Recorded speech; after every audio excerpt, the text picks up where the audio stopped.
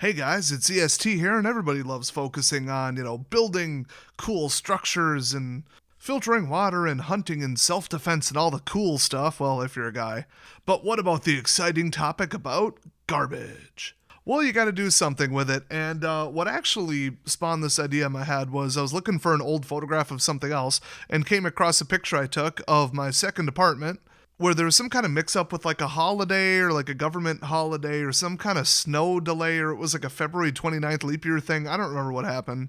But whatever it was, they didn't pick up garbage for like one cycle. Like they missed a week or however many days it is.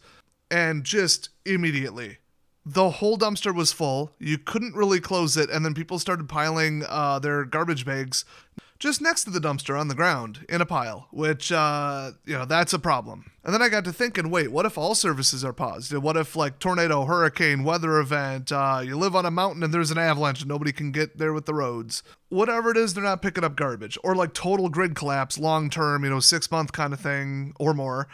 Well, then what do? You just let it pile up? You make your own landfill effectively? I'll stop you right there. You don't have the resources to do that properly. So what do you do? And everybody thinks, well, look at the military in Iraq. They just burned it all in burn pits. Gee, I wonder why I'm mentioning that. The disgraceful treatment of our troops over there, where they just said, oh yeah, just burn it all because, it's a desert and we can't really bury it. It might be sensitive and this and that, whatever. So just burn it all. We just burn all of our garbage. And then anybody breathing anywhere near that or dealing with the ashes or any of that, because they're burning plastic and metals and electronics, all kinds of stupid stuff.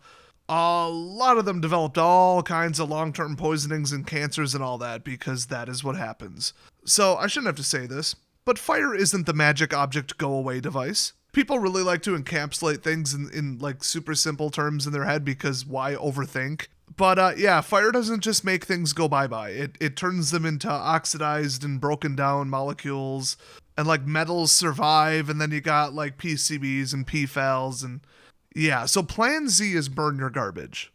So the proper way to do things is you're going to have to sort of separate them, but before I get into the exact steps, which are actually relatively simple, why shouldn't you leave garbage laying around, just in case you don't know? Well, it depends where you live. If you live in a desert, it's going to be one answer. If you live in a forest, it's going to be another. If it's snowing out, it's going to be a completely different answer. But generally, it's mice, rats, raccoons, even bears, lizards. I don't know where y'all live. They're going to get into it. They're going to rip it open. So everybody says, well, in an emergency or whatever, just double bag it, preferably in 2 different brands of bags or styles, like that real thin, flexible white household stuff, and then like the industrial, commercial kind of black bags that are a lot thicker. Those won't leak on their own, but if you put something sharp in it or something breaks down into like a gas and you have it tied on the top and eventually it'll just turn into a balloon and explode. Or like I said, any little critter getting into it. And mice and chipmunks, everything. They love to do stuff like that. Now, mostly like flies and some rodents are attracted to like that kind of smell because they just are like, oh, that's safe. Most other more complex animals will stay away from it. Just assume that any trash bag or multiple is going to be breached eventually. Otherwise, you could just pile it up. But even if something doesn't get into it, stuff likes to get under it. So you're talking weird like bugs and beetles and stuff, and they'll chew through it too. And then, hiding place for any kind of small rodent because they love anywhere that's out of sight and out of the rain. So just letting it pile up and pretending it's not there is not really a solution because you got all kinds of biological issues with that. So if they get breached, you're looking at leaching of whatever's in there. You got a smell, you've got flies, you've got vermin. It's just going to be bad. You just can't do it. So the solution is food waste, somewhat recyclable, breakdownable materials, and then dangerous stuff. Those are the 3 categories. So food waste, you want to basically start a compost bin. And you might think, oh, but gardening, compost farming, it's stupid. And that's because it is. That's how mankind survived, but you need meat. So when I mentioned composting into effectively organic fertilizer, half of you probably just said, yes, that is black gold. That is going to be the most important thing to keep you alive ever. And the other half of you said, gardening and farming is a stupid waste of time. You don't have any of the right seeds or pesticides or any of this stuff or any of the knowledge. And it's the most fragile, stupid way to set up a food supply, and you're going to starve. People better than you in the 16 and 1700s have tried, and they starve too. And both of you are correct. So this could be its own video topic, but I'm just going to take a couple minutes and explain, like, do you need compost? Is that how you're going to get rid of food waste or not? Or should you not bother gardening or farming at all? Which the answer to that is no, but should you rely on it because, yay, that's how people eat food? No. And that's an important distinction. So you are going to need compost, but how much is the question? But when it comes down to it, the answer is you need meat no matter what. So you're going to have to raise some kind of livestock. If you don't believe me, and I was going to do a video on this, but it's just so boring, just go to Google and type in like how many calories are in and then insert something like 1 carrot, 1 cucumber. I think it's like 30 calories in a cucumber. You're eating basically vitamins, water, and nothing. And you do need vitamins and minerals, so cool, but it is not going to be great for you. If you look at like a Mediterranean diet and just like take out all of the meat, which obviously sounds awful, you'd still have a lot of oils, a lot of olive oils, because, seeds is basically what olives are. They're ultra dense nutrients because that's how they grow another olive plant. So you crush those even more, get the liquid pure form, and you've got a mountain of calories, like 100 calories per tablespoon or something absurd like that. So any kind of nut, any kind of bean, okay, you're looking all right. Potatoes, just because they're awesome and high calorie. Corn, obviously, a lot of sugar in there. And then any kind of berries, fruits, if you can grow a mango tree or a coconut tree, wonderful. The majority of the states in the U.S. can't, so, it depends where you live. But somebody could just come at 3 a.m., get around your defenses, and just take every single potato out of the ground, or just cut like a whole bunch of your fruit and just run off with it. I mean, a stalk of corn doesn't bark at people. It doesn't attack them. It doesn't make noise. And you got one shot at it. And then any kind of fungal things and stuff. So like gardening and farming, I think without the infrastructure, the knowledge and expertise, it's not going to work. And honestly, the pilgrims who got here in the 1600s, it didn't work very well for them either. And they came from like a farming background. So if they couldn't get it to work, now you might think, oh, but we know more about chemistry and like composting and molecules. And yeah, we do. But I think that animals should be number one. And then the backup and like the supplemental nutrition should be the garden or the farm. So when I say, hey, you're going to need a compost bin because you need like fertile soil and fertilizer to mix in with it every year. Yeah, but you don't absolutely have to have a garden and you shouldn't rely on it to live. Because being a vegan is hard enough with like Walmart.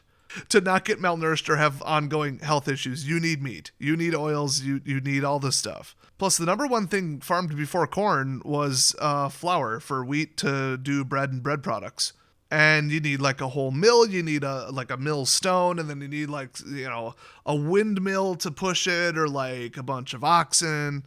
It's a whole thing when you could just have a whole bunch of pigs, rabbits, and chickens, which are like the easiest. They just run around and eat stuff. You want to feed chickens, you just throw like a chunk of wood down and then pick it up the next day, and there's bugs under it just from the ground, and then they'll all peck at it, and that's like super high protein and stuff. Get a giant pen, let pigs run around. So like as far as food, I just wanted to point that out, because when I say, oh, make sure, food waste is super precious, it has to go to your garden. Not really. I would strongly recommend having a garden, if not just for like seasoning so you don't get food fatigue. Get some oregano, get some dill or something. But other than that, potatoes, very smart idea. Carrots, sure, food variety, whatever. But the one thing you're going to want is like a grazing area for whatever, for your goats, for I guess a cow, but a cow is like all at once. But it's dairy. Except if you know how that works, you need 2 of them. And bulls are very aggressive, so that actually gets really complicated. But rabbits, they just run around and eat stuff. They just chew on grass all day.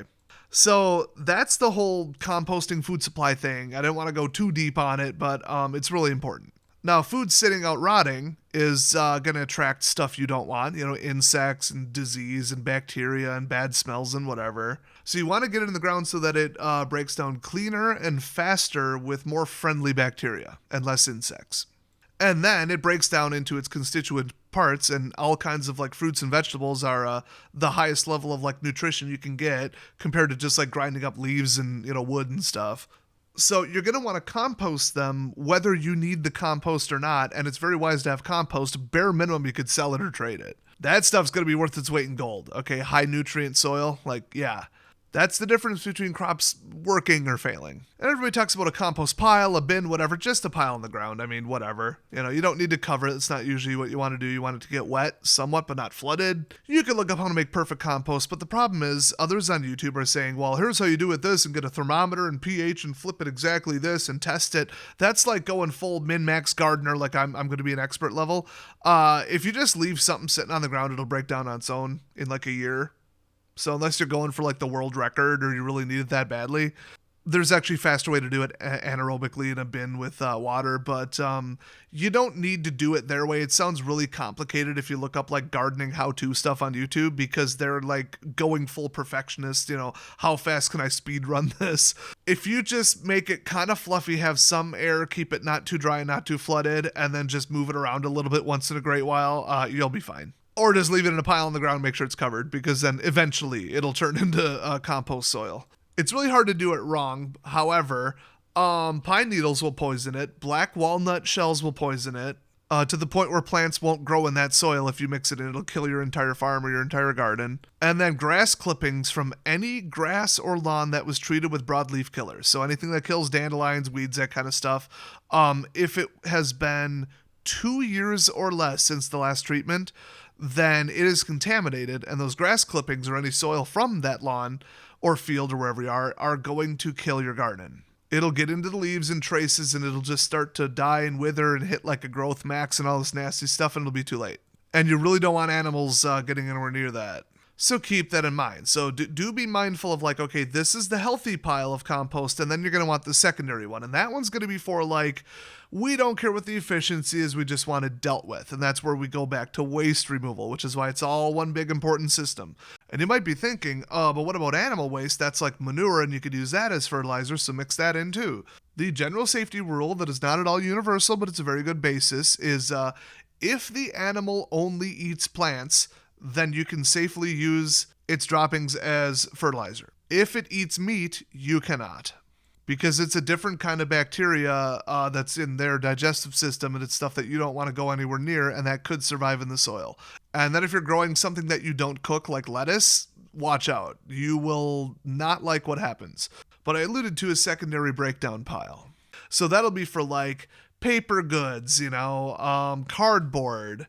You can't really trust it. Now, pure recycled cardboard, like an egg carton, you should be able to trust that because it's just fibers. There's no treating. They didn't have to waterproof it. It's just plant fibers, right? Sort of. You still don't know what kind of ink they used on it. Now, they haven't used hazardous inks in about 30 to 40 years in America, so you're pretty safe. But I still wouldn't want laser printed toner in my compost pile because I know the chemical makeup of it, it's nasty. And they could put some real funny additives in there to make them function better and like melt and hook in and be really jagged. And then, like, if you were to take a cereal box with all the bright colors and all that, and then the front feels kind of weird and like artificially flat, that's because sometimes there's like a plastic coating on it. Sometimes they just did something funny with some chemicals. Sometimes they just made it flatter for the ink, and then the ink itself is toxic. I mean, if you ever lit one of those on fire in a campfire, you're like, wow, that's burning green for some reason. That's not good. If you were to burn it, I mean, the flames, you don't want to cook over it, and the ashes you have to treat specially too.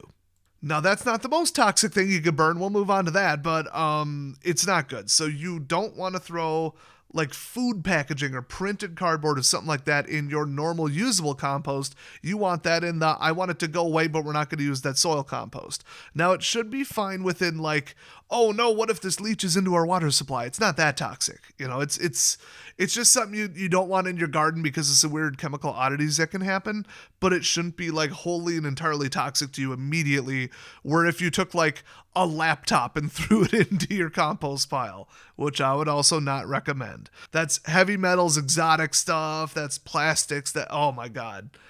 So printed materials, even paper plates, your paper plate is probably waterproof. And you're going to be using all the paper plates you've got. That's another prepper supply that's very underrated because you would have to clean your dishes with quite a bit of water. I mean, it takes a lot. You could go down to running water, okay, cool, but like you kind of want purified water, boiled water, filtered water to do your dishes because your food's going to go on it and it's going to go in your mouth. You're practically going to be licking the plate. So if there's bacterial water in there, you're in trouble. So unless you want to like get all your plates really hot to sanitize them, you're going to need clean water. Well, clean water is in short supply. So washing the same plate over and over and over, not the best use of water. It might seem like, oh, I'm reducing waste. But I'd say stack of 500 paper plates, start getting those out. But those are usually treated with plastic, real thin layer of food grade plastic, allegedly. So if you burn them, that's not good. The fumes aren't good. The ashes are potentially contaminated. And if you think, oh, that's paper, throw it in my compost, and you're going to have microplastics or just whole plastics. And that's going to really mess with the way that water works. And eventually you might get PFAS broken down in UV. And it's like this whole thing. So don't put plastics in your main one. However, you should be able to get away with, oh, well, it's mostly paper. We don't want to burn it. Let's just put it in the don't use compost pile, which you should label as such. Make sure everybody knows this is the toxic one. Don't use it. This is not overflow, just so nobody's mistaken. Everybody's on the same page. So food waste, with a couple tiny exceptions, like yard waste and other organic stuff, just watch out for certain categories. But you're going to want to put that all together in your compost pile and just let it break down. And then anything kind of questionable middle grade that you know will biodegrade within, a month, we'll say, like papers, cardboards, disposable stuff, even small wood, throw it in the other one. And then let's talk plastics. So plastics are going to be a problem. You're going to want to just get them as small as possible and store them inside of other plastic. That really is the only way it's going to work. So animals can rip open trash bags, and they will make a nest out of the plastic, rip it up, turn it into tiny shreds, which you don't want around in the environment. But it's a lot harder, not impossible, but it's harder for them to get inside of like a Rubbermaid container, one of those like acrylic ones or whatever that is, those real thick plastic. But just plain plastic shouldn't smell too interesting to them. So unless they want nesting materials, you should be pretty good. And you can always have some peppermint oil around. That scares off just about everything. And keep in mind, for this whole segment, when I'm talking about plastics, we're talking about polystyrenes, which isn't a plastic. We're talking about low-density polyethylene, which I'm not even sure. We're talking about vinyls. We're talking about mixed hybrid cloth and any kind of like blankets or clothing or anything. That might be a mix of some kind of synthetic anything. That's all fairly exotic molecules meant to last just about forever. And that's all just gonna kind of be in the category of plastic, even though a lot of the things I just said weren't plastic. So synthetic man-made materials that don't break down naturally is the category of plastics, quote unquote. So I'd say any kind of plastic waste, you can't create more plastic, so it's a finite amount, which means you would need a finite amount of storage until you just don't have it. So we're talking mylar, which is kind of a plastic, I think there's aluminum in there too, for like a food wrapper, like I got one right here, this stuff. You don't want to burn it. It's not going to biodegrade for over 1,000 years. It's waterproof, and it's printed. There's all kinds of ink on it. I don't know what else is in there. It is food grade, but you're just going to want to store it. Just say this is the plastic disposal thing, put it in a bag, compress it, and then put it inside of a sealed container of some sort and pretend like it doesn't exist, because it's not going to be an active threat to you like if you were to do the same with like lithium or alkaline batteries.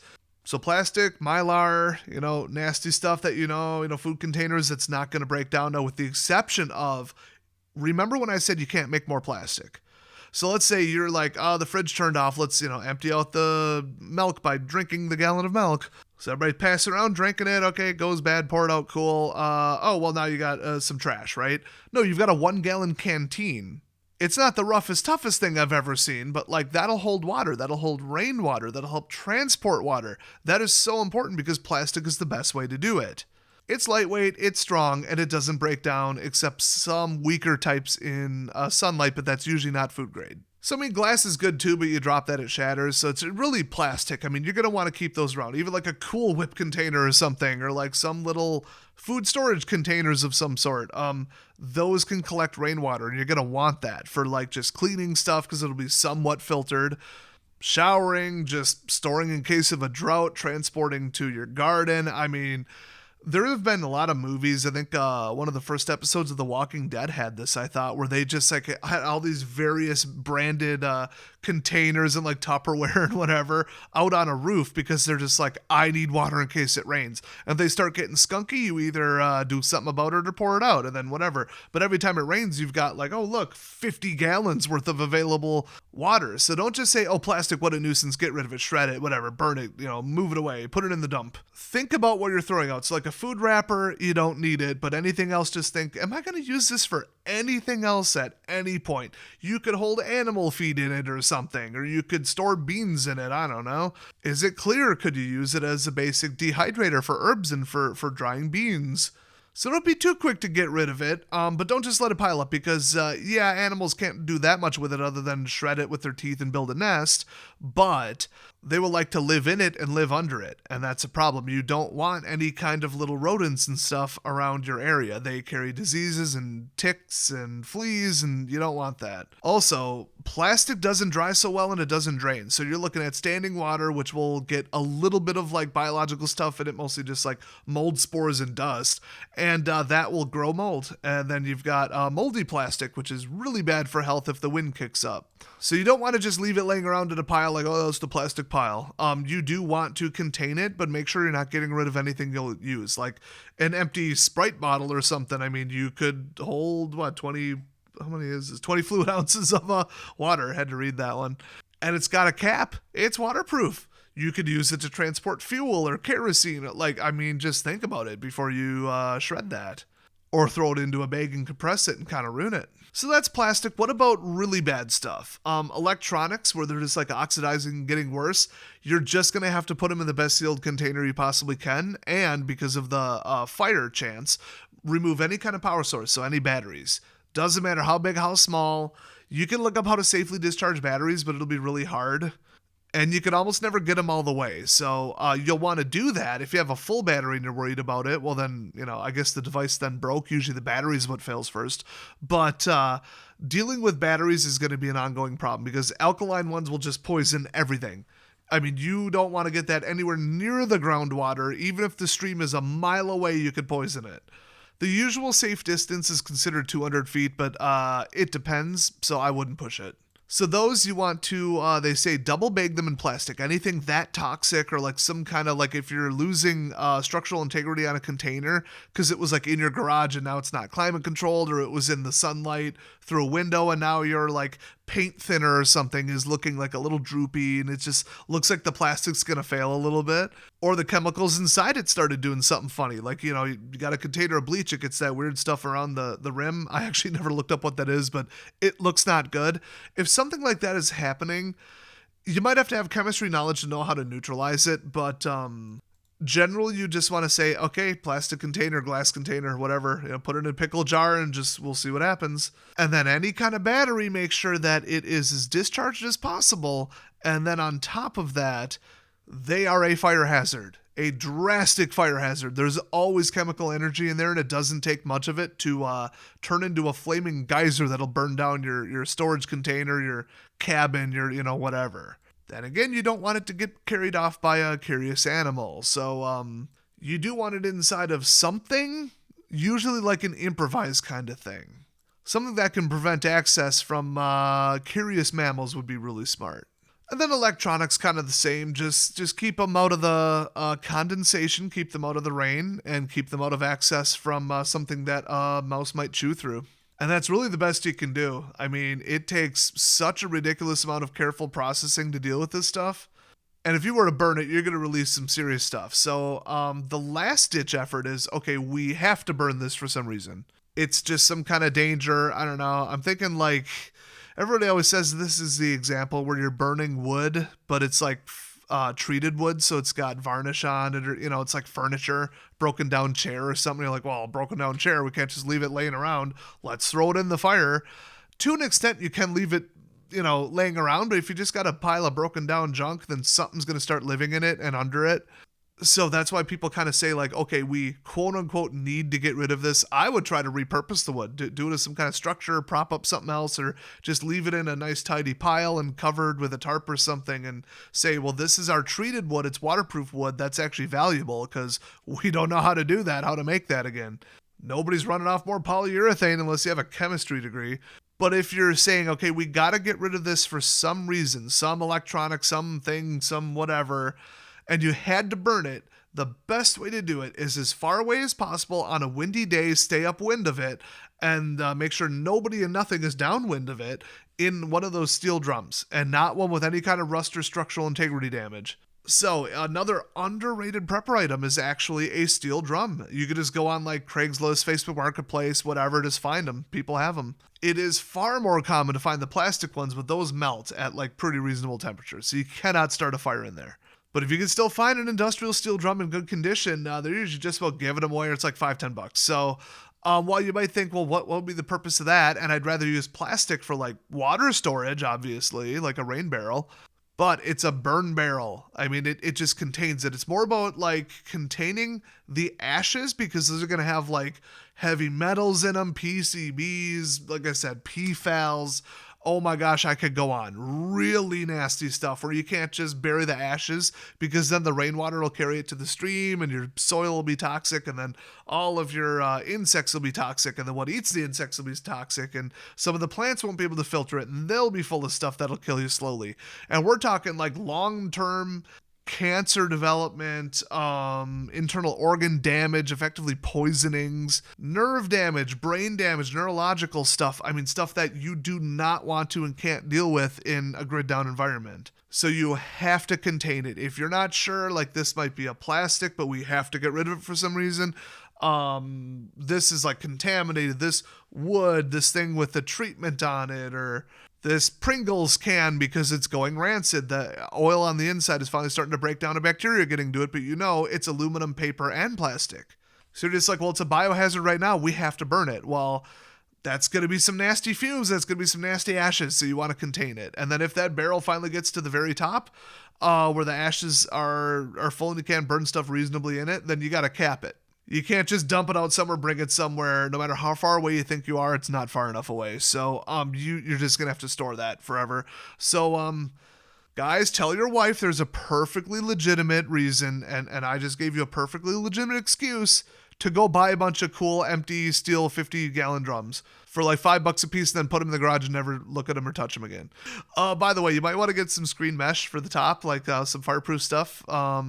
Because that'll keep like stuff from flying out of it because the wind picks up, and it's going to be a really funny looking weird fire, and you always want to start it with wood on the bottom because you need embers. But if you just start tossing like, you know, random paper goods in there and cardboard, that stuff not only doesn't leave embers and coals, so the fire won't keep going, but it'll suffocate them with the white ashes, and then they like to blow away, and they like to blow away while they're still hot.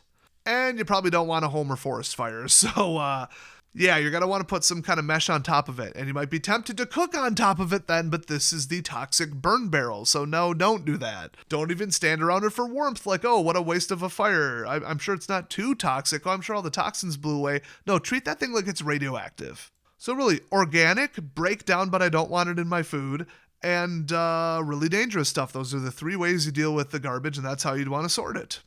And plastics are kind of like their own kind of subcategory as well. So instead of just, oh, trash bags, I don't know what to do. We either got to burn it or wait for somebody to come pick them up for us, or they'll just sit there as a pile, smell, and become an ongoing problem that we're all worried about. I think this is a much better solution. And I did a ton of research to make sure that what I'm saying is accurate, obviously, in case you're new to the channel.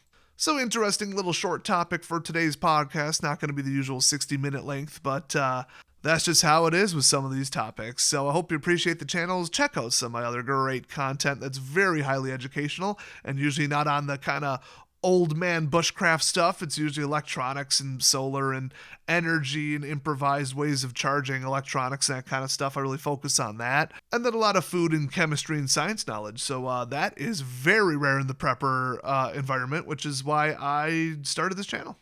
I think I'm a little different, and if you noticed, well, yeah, it's some good information you don't hear otherwise. So stick around, check out some other stuff, and I will see you guys next time.